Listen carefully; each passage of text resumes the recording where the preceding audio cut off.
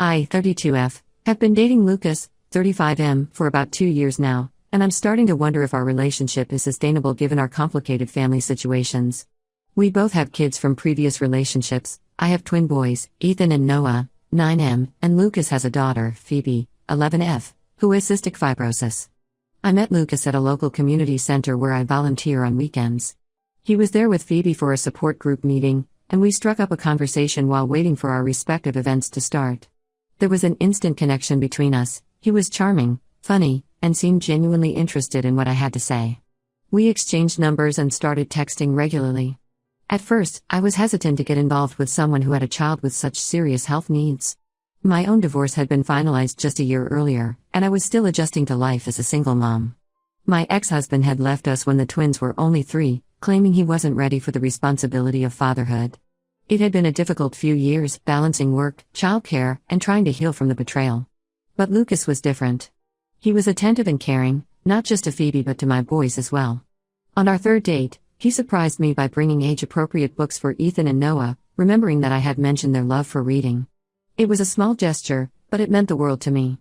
As we started spending more time together, I learned more about Phoebe's condition. Cystic fibrosis affects her lungs and digestive system, requiring daily medications, nebulizer treatments, and a strict dietary regimen. Lucas explained that Phoebe also needed to go to the hospital for a week every month for intensive treatment. Despite these challenges, Phoebe was a bright, cheerful girl who seemed to take her condition in stride. For the first few months, everything seemed great. Lucas was a welcome presence in our lives, and my boys really liked him. He would come over for dinner, help the boys with their homework, and even started teaching them how to play chess. It felt like we were becoming a real family. But as time went on, I started to notice how much Phoebe's condition affected our ability to do things together. Simple outings that I used to take for granted with my boys became complicated logistical challenges. A trip to the park had to be carefully timed around Phoebe's medication schedule. Movie nights were often interrupted by nebulizer treatments. Even dinner plans had to be flexible to accommodate Phoebe's dietary needs. Don't get me wrong, I understood that Phoebe's health was important. But I started to feel like my kids were always getting the short end of the stick. The boys, who had already been through so much with their father leaving, were now constantly having to adjust their expectations and plans. For example, last summer, we tried to plan a trip to a nearby water park. The boys had been looking forward to it for months, saving their allowance to buy souvenirs and talking nonstop about which slides they wanted to try. But 2 days before we were supposed to go, Phoebe caught a cold. Lucas said we had to cancel because the risk of infection was too high for Phoebe. The boys were devastated. I tried to explain the situation to them, but I could see the disappointment in their eyes. This wasn't an isolated incident. It happened multiple times with different events: a baseball game we had to leave early because Phoebe was tired, a camping trip that got canceled due to concerns about the weather affecting Phoebe's breathing, even a simple trip to the ice cream parlor that turned into a stressful ordeal because they didn't have options that fit Phoebe's dietary restrictions. Lucas always says we need to be understanding of Phoebe's needs, but I'm starting to feel like he's not considering my kids' needs at all. They're young and active, and they want to do things that kids their age normally do. But every time we try to plan something, it either gets canceled or has to be cut short because of Phoebe. I've tried talking to Lucas about this, but he gets defensive. He says I'm being insensitive to Phoebe's condition and that I knew what I was getting into when we started dating. But did I really? I knew Phoebe had health issues, but I don't think I fully understood how it would impact every aspect of our lives. The situation came to a head last week. The boys have been begging to go to a new theme park that opened up about 2 hours away. They've been saving their allowance for months, and it's all they talk about.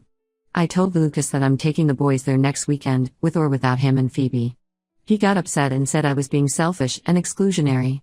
But I feel like this might be the only way my kids get to have some normal experiences. Am I wrong for wanting to do this? I love Lucas, and I care about Phoebe, but I'm starting to wonder if this relationship is fair to my kids. How can I balance everyone's needs without anyone feeling left out or resentful? I can't help but think back to when I was first dating Lucas, how optimistic I was about our future together.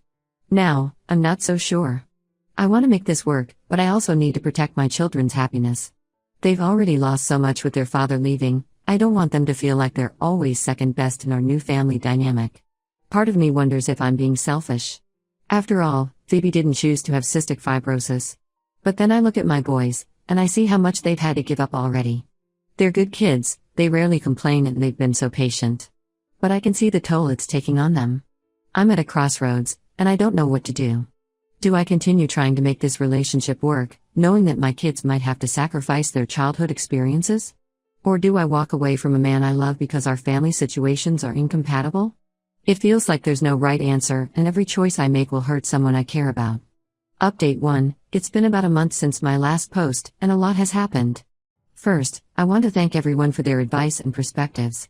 It really helped me see things more clearly and gave me the courage to address the issues head-on. After my post, I decided to have a serious talk with Lucas. I invited him over after the kids were in bed and laid everything out on the table. I explained how I felt and how I thought my boys were being affected. At first, he was defensive, his face clouding over as I spoke. But as we talked more, his expression softened, and he started to open up. Lucas admitted that he's been struggling with guilt over Phoebe's condition and how it affects everyone around them.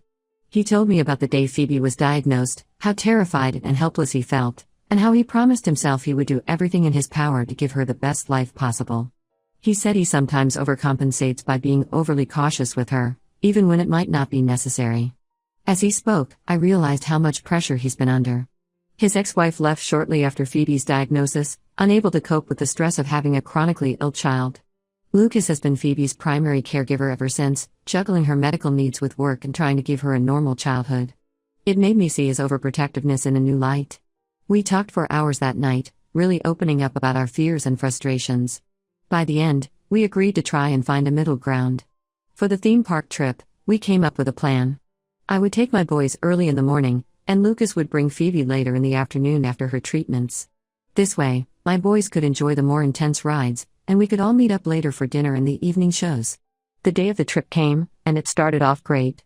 The boys were so excited, bouncing in their seats the whole drive there. We arrived right as the park opened, and the boys dragged me from ride to ride, their faces lit up with joy. It was amazing to see them so carefree and happy. Around 3 p.m., Lucas texted to say they were on their way. But an hour later, he called with bad news.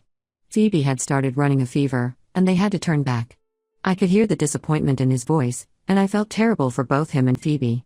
But I also felt relieved that my boys didn't have to cut their day short. We stayed until the park closed, and the boys couldn't stop talking about how much fun they had on the way home. When we got back, I went to check on Lucas and Phoebe. Phoebe was feeling better, curled up on the couch watching a movie. Lucas thanked me for understanding and said seeing how happy the boys were in the photos I sent made him realize that we need to find more ways to balance everyone's needs. This experience seemed to be a turning point for us. We've started looking into support groups for families dealing with cystic fibrosis. We're hoping to find other families who understand what we're going through and might have advice on how to manage family activities. We've also started being more creative with our family time. Last weekend, we had a staycation day. We set up a tent in the backyard, had a picnic lunch, and spent the afternoon doing crafts and playing board games. It was simple, but everyone could participate, and we all had a great time. Lucas has also been making more of an effort to spend one-on-one time with my boys. He started taking them to the library every other Saturday while I stay home with Phoebe. The boys love this special time with him, and it gives me a chance to bond with Phoebe too. It hasn't all been smooth sailing. We had a setback last week when we had to cancel a planned trip to the zoo because Phoebe wasn't feeling well. But instead of just canceling, we brought the zoo to us. We spent the day watching nature documentaries, making animal crafts, and even had a safari in the backyard, hiding stuffed animals for the kids to find.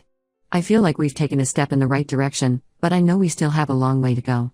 There are still times when I feel frustrated or when the boys express disappointment over canceled plans. But we're communicating better now, and that makes a big difference. I'm cautiously optimistic about our future, but I'm also aware that there might be more challenges ahead. Phoebe's condition isn't going to go away, and there will always be times when her needs have to come first. But I feel like Lucas and I are now on the same page about trying to meet everyone's needs as best we can. As I write this, I can hear Lucas in the other room, laughing with all 3 kids as they build an elaborate Lego structure. It's moments like these that make me believe we can make this work. It won't be easy, but I think we're all willing to put in the effort to be a family. Update 2. It's been 3 months since my last update, and I wish I had better news to share. While things seem to be improving for a while, we've hit a major roadblock that's left me questioning everything. After my last update, Lucas and I had been working hard on finding a balance. We started alternating weekends, one for family activities that Phoebe could participate in, and one for more active outings with the boys. It wasn't perfect, but it felt like we were making progress. The boys were happier, and even Phoebe seemed to be thriving with a new routine. However, about a month ago, everything changed. Phoebe caught what seemed like a simple cold at first, but it quickly developed into a severe lung infection. She had to be hospitalized for 3 weeks, and it was touch and go for a while. During this time, Lucas was understandably focused on Phoebe, but it meant that he completely withdrew from me and the boys. At first, I tried to be understanding. I sent supportive texts, offered to bring food to the hospital, and tried to keep the boys occupied so Lucas could focus on Phoebe. But as the days turned into weeks, Lucas became more and more distant. He barely responded to texts, and when he did, it was just to say he couldn't talk. It was hard on the boys. They kept asking why Lucas didn't want to see them anymore, and why they couldn't visit Phoebe in the hospital. I didn't know how to explain it without making them feel less important. I tried to keep things as normal as possible for them, but I could see the worry and confusion in their eyes. When Phoebe was finally released from the hospital, I thought things would get better. I gave Lucas a few days to settle Phoebe back at home, then reached out to see when we could all get together. But instead of the reunion I was hoping for, Lucas called me and said he needed to take a break from our relationship. He said Phoebe's hospitalization made him realize he couldn't fully commit to a relationship right now and that he needed to focus all his energy on her. He talked about how scared he'd been of losing her, and how it made him reevaluate his priorities. I was shocked and hurt. I tried to reason with him, saying we could work it out, that the boys and I could help support them both. But he was adamant. He said it wasn't fair to me or the boys to be in a relationship he couldn't fully participate in. Now, I'm left trying to explain to my boys why they won't be seeing Lucas or Phoebe anymore. They are confused and upset, and honestly, so am I. I understand Lucas's position to some extent. I can't imagine how terrifying it must have been to almost lose Phoebe. But I can't help feeling like we're being discarded because we're not as important as Phoebe. I'm struggling with feelings of resentment, which then make me feel guilty. I know Phoebe's health is important, but I can't help feeling like Lucas used us as a distraction when things were going well, and now that things are tough, he's cutting us out. I'm not sure where to go from here. Part of me wants to fight for the relationship, to show Lucas that we can be a source of support rather than an added stress.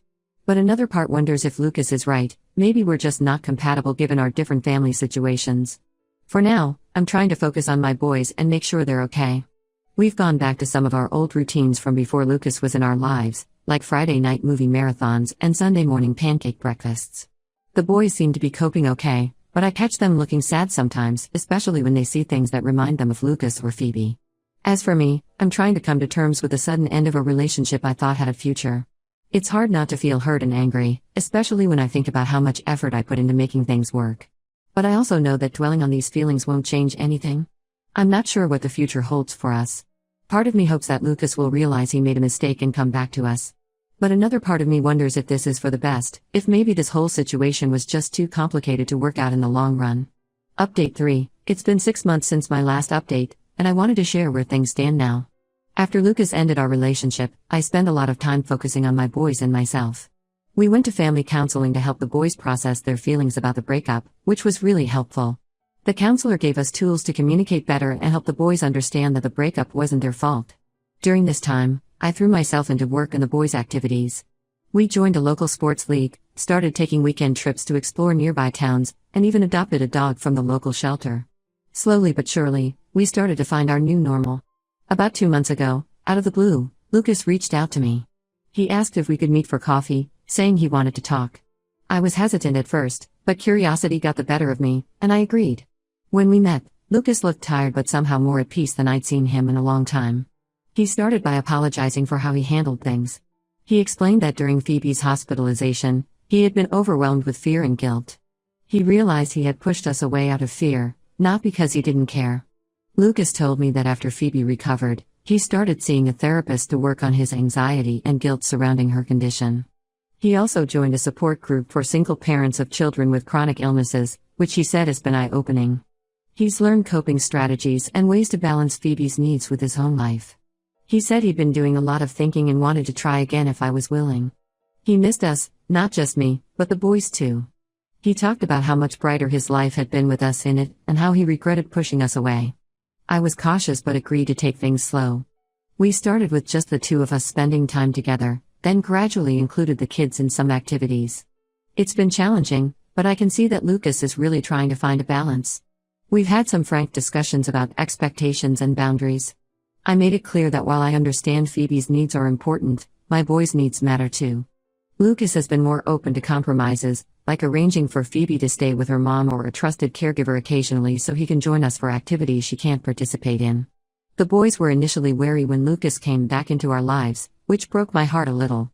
They've been hurt before, first by their dad leaving and then by Lucas's sudden departure. But Lucas has been patient, spending one-on-one time with each of them and slowly rebuilding their trust. It's not perfect, and we still have our struggles. Last week, we had to cancel a planned camping trip because Phoebe caught a cold. But instead of it turning into a major issue, we adapted. We set up tents in the backyard, had a bonfire, with proper precautions for Phoebe's breathing, and spent the night stargazing. It wasn't the trip we planned, but it was still special. The boys are happy to have Lucas back in their lives, and they've been surprisingly understanding about the situation with Phoebe. I think the family counseling really helped them process their feelings and develop empathy. They've even started to take an interest in learning about cystic fibrosis, asking questions and offering to help Phoebe with her treatments when they're together. Phoebe, for her part, seems to be thriving with the expanded family support. She's opened up more, sharing her fears and frustrations about her condition.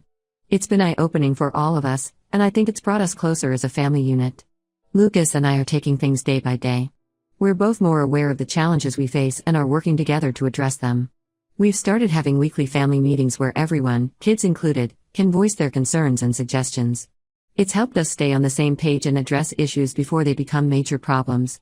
We're also making an effort to create new traditions that work for our blended family.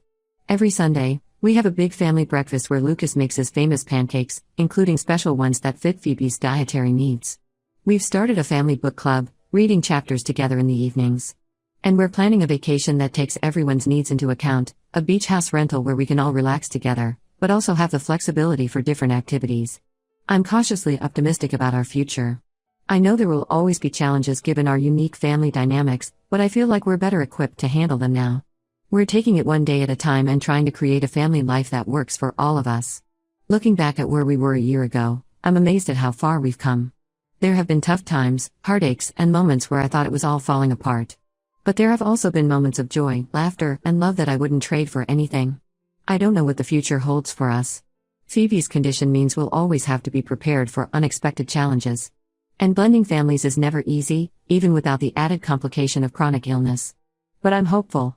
We're all committed to making this work, to supporting each other through the tough times and celebrating the good ones. As I write this, I can hear the kids laughing in the other room.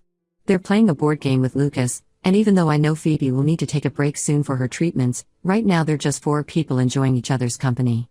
And maybe that's what it's all about, finding those moments of normalcy and joy amidst the challenges, and holding on to them. It's not the family I imagined for myself when I first became a mother, but it's ours. It's complicated and messy and sometimes really hard, but it's also full of love. And at the end of the day, that's what matters most.